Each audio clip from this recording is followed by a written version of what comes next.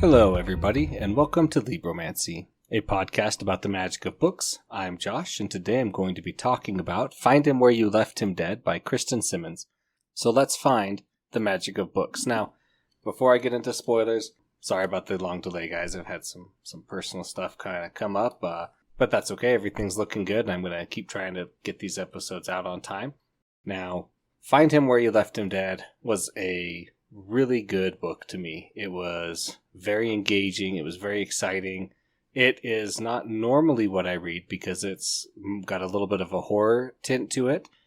I don't generally like a lot of horror. Now, I say tint because while it is a horror book, I didn't find anything too scary or too outside the realm of like what would just kind of be a generic, not generic fantasy, because that makes it sound like I'm saying it's bad, but in general fantasy, like there wasn't anything. Well, there were a couple things that were more horror-y, but that's okay. I was able to read it anyway, and I really liked it. I thought it was really good. There is a quote on the cover, and I don't remember who says it, but they liken it to Jumanji, and I thought that was a really funny analogy, and it really works. It is very similar in a way to Jumanji with, obviously, well, you wouldn't know this from looking at it, but it has more of an Asian styling and flavor to it, which is great. Looked up Kristen Simmons. It's kind of a debut book, but it's also not. As far as I could tell while reading or researching, this is her first book through Tor, and then she has a couple books through Tor Teen. Now, I don't think that makes this like a complete debut novel, but it was like the first novel it is still a YA book or more of a YA book, but it's not in the YA, imprint. So I liked it a lot. Let's see what else I wanted to talk about with this book. Well, let's just kind of go with a couple things. It read really fast. It didn't feel that long as I was reading it, which is always a good sign.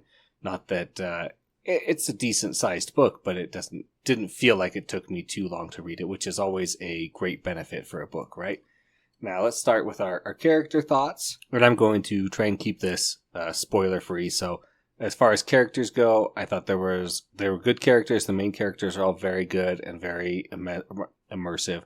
There's a couple other ones that I just don't know enough about, not knowing enough about the Japanese lore that goes with them or that would come with them. Like I know enough to kind of understand a little bit, but not enough to really be like, yes, that was very accurate to kind of how it would be in this situation or not. But that's fine. Now, the atmosphere, I felt like it just the right amount of creepiness for me in the beginning and then kind of in the start through the middle. And then once it kind of got to the middle and closer to the end, I felt like the genre had changed from horror to fantasy. There were still some horrific, with quotes, kind of scenes, but they weren't hitting it quite as hard as it was in the beginning of the book for me.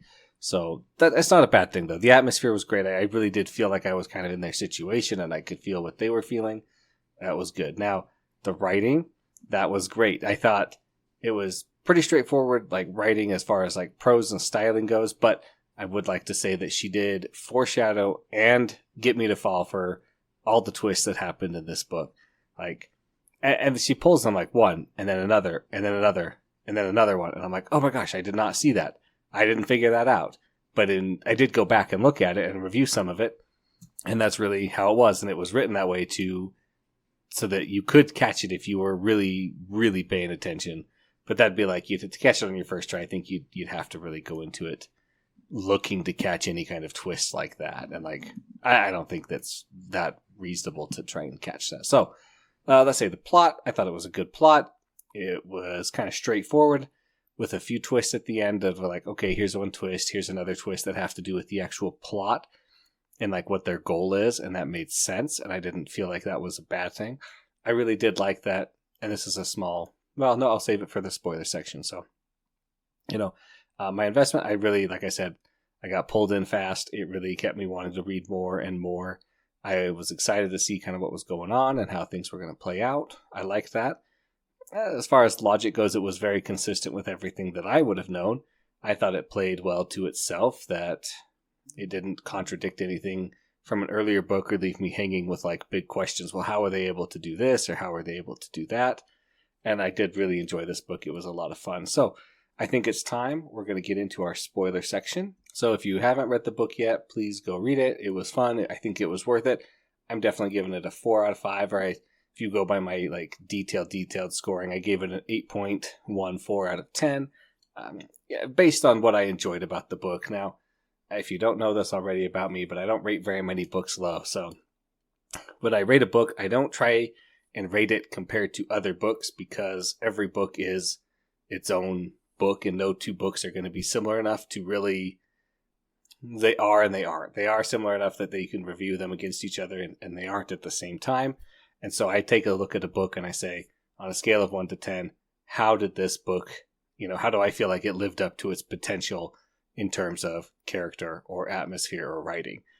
There's always going to be things that are better. That won't stop me from giving a 10 if I really think that was a positive scene to it. But let's go into our spoilers. I'm sorry, that should be its own kind of talk and episode about how I review things. So let's just start with our characters. Characters are Madeline, who we see very first, and then we get Emerson, Dax, Owen, and we know about Ian. And they were a group of 5 kids. They played a game in a cave. They were matching some symbols. Something happened and Ian died or was left there and nobody could find him. Nobody knows what happened to him. And then this is 4 years later. And I really liked that it shows their lives and how their lives have progressed and how this unresolved death, it's unresolved because they all know it, that he died, but they all still kind of feel his death, like how it impacted them all differently. That Madeline is just super into swimming and she's trying to get better, but she's never been as fast as she was that day. Emerson quit high school and now she shut herself in and just as a gamer girl basically just plays games all the time. And her whole life kind of like is like a game. She treats it almost like a game. You have Owen, who is in plays and he's very dramatic, but you can see that it's not really fitting for him. And then of course you have Ian, who's gone. He's dead, right? And then you have Dax, who has just kind of been on the streets for the whole time.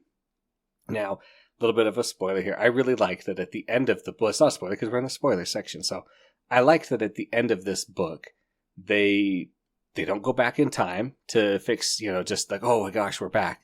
They still are where they are, but they have new experiences to push them and to keep them going through this new world with Ian.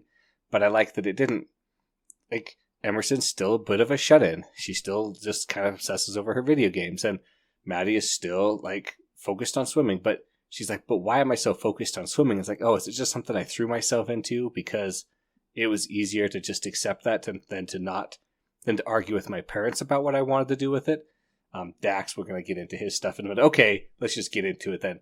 Dax stays in the demon realm called Mado. And it's because he is a yokai and he doesn't like impact the world as much. And I just thought this was a crazy twist that we didn't see coming because the whole time through the book, he's there and he's like, oh yeah, I know demons, and he's been fighting them. And his mom is crazy because she says she saw a demon, but now they know, oh, maybe you did see a demon, and then we learned that basically he was just a yokai and he would go and get people and bring them into Mado the land so they could complete the game, so they could fix the Empress. Oh, by the way, so the Empress instead could destroy the world. Well, okay, I didn't expect that to happen. I kind of just figured they would fix the test, they would heal the Empress, because the whole time we're hearing the story of the Empress and her lover, and he was betrayed, and she was, brutalized, and he didn't love her anymore because she didn't have her looks, and so there was this betrayal and the Oni, and a lot of crazy stuff that's going on. But then, Dax was had in the human world, and so he's able to be out of it and send, I don't know how the other Oni the yokai get out to send them back in, but they do, and that part's a little bit of a less like hard thing, but it didn't feel like it was too important. So he has gone on through countless times and just like brought people in and abandoned them or tried to help them and then abandons them, and he goes out and gets more people.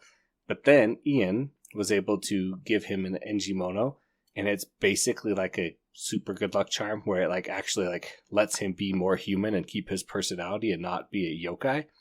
And it was just crazy, like looking back and be like, oh my gosh, nobody else can actually see him except for these 4 kids. And it answers a ton of questions that we've had the whole time where Dax is like, your parents wouldn't even talk to me. And him being like, oh my gosh, I remember that like when I called, they couldn't hear me on the phone. because I wasn't like there, I'm not like a real in the world. And that's why only those 4 people really know about him. And nobody was like questioning her and anybody about Dax and things like that. And it just like, it was a big twist. And we saw one of the tests, which I really thought was interesting. So in Mado, they have to do some tests. They have to do a test of loyalty, fear, cowardice, lies, wounded hearts, honor, and bravery. And as they're doing these tests, they see that Dax has brought people in and left them, and that he watched Ian get sucked in, because as a yokai, he could not bring people in, but he was able to hold it off for quite a while because of this Enjimono. And then he loses it in the book, and then he gets it back. And it's so funny that he gets it back because, not Ian, but Owen stabs him with the Enjimono, and it brings him back because he has his talisman back, basically. That was really interesting. I like that a lot. That was really fun, meeting the Shinigami, and the Shinigami being like, well, let me explain a couple of things to you, teach you how to play the game so you can actually try to solve it. I want my Empress back, so I have to wait here until you guys do solve it.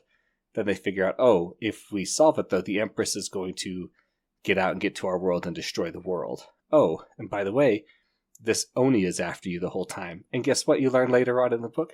Ian is the Oni, because usually it takes somebody your group doesn't know and makes them the Oni. But because Ian had been in there for 4 years, it kind of just made him into the Oni. And so he's chasing them around, and they are trying to fight against him and not, but then they kind of realize it. It was very interesting to see this and then to think about it as it came back and be like, oh, that was a good twist. I didn't see that. Oh, that was an interesting thing. Now, I did kind of figure out, they did figure out that like, okay, if we just get out of the world before the Empress, we can go through the gate. That'll shut down the Empress's tunnel, which is weird that it's a one-way tunnel or whatever. But like they did, but the Empress is able to, they have to take the Empress's heart, which is one of the tests, and give it to Ian, or not to Ian, give it to Owen because he gets killed. But it's able to keep him alive. But now the Empress is also in the heart and in the world. And I did see that one coming right before it revealed it to us. Like, as soon as that happened, I'm like, oh, that's a bad idea. That's how the Empress is getting back. But Ian's back. And then I love that the tests are not tests. Well, they are tests, but they're not like, let me tell you what the tests are again. The test is a test of loyalty, so you have to show loyalty. It's a test of fear. It's not, don't be afraid. It's, you have to show fear. A test of cowardice. You have to be cowardly.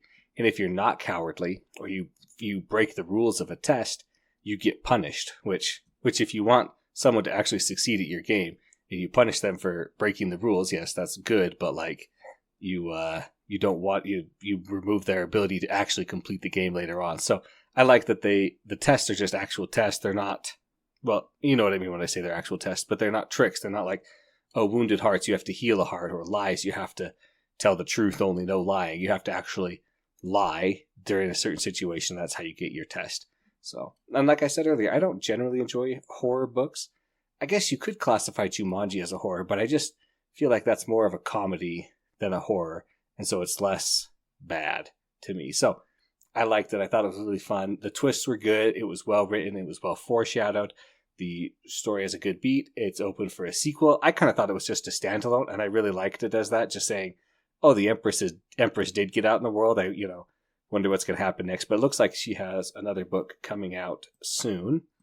And that book would be called She Waits for You Beyond the Dark. Now, again, yes, these are kind of a mouthful to actually say out loud, the titles. Find Him Where You Left Him Dead and She Waits for You Beyond the Dark. But they're not bad titles. I like them a lot, actually. It's just, it is a mouthful to say. And trying to spell it out with an acronym is just crazy because it doesn't fit anything. So, like I said earlier, though, I really liked this book. It was a lot of fun. Thanks, everybody, for listening.